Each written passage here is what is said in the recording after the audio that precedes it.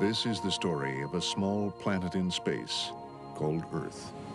For a typical Darwinian explanation of how life originated, Dr. Wells directed me toward this documentary. The chemical elements essential for life, hydrogen, oxygen, carbon, and nitrogen, were now in place. What was needed was a way of combining them. Perhaps the energy came from lightning. Whatever it was. Excuse me?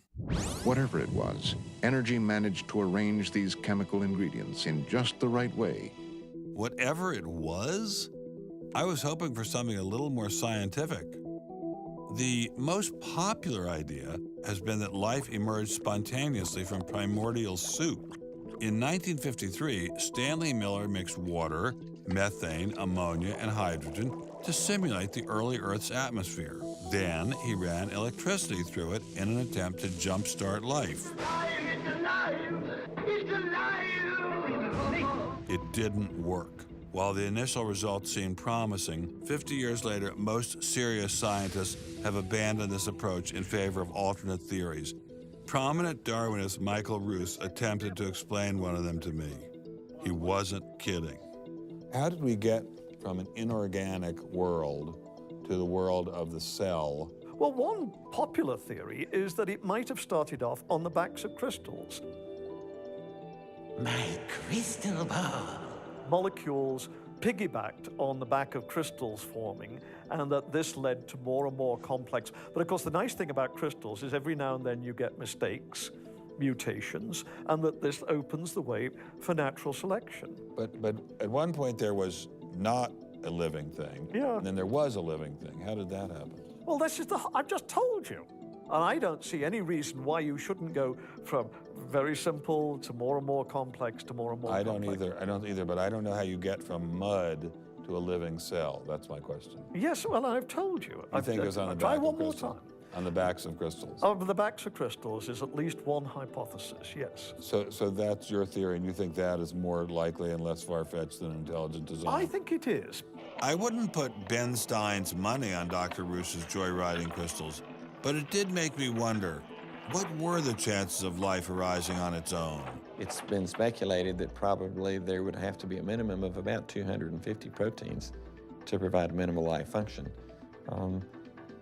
If that's really true, then I think it's almost inconceivable that life could have happened in some simple step-by-step way. Okay, so the simplest form of life requires at least 250 proteins to function. What's so difficult about that? Welcome to the Casino of Life. Who wants to spin for a chance to win? Oh, sure. I'll give it a shot.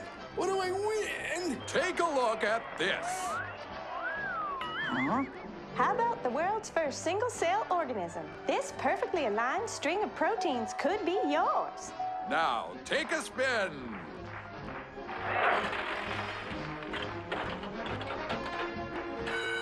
I won.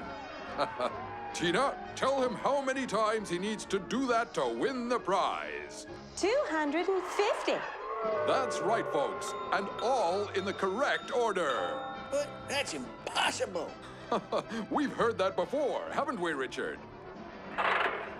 Come on, Mother Nature, do your thing. You stupid machine! I hate you!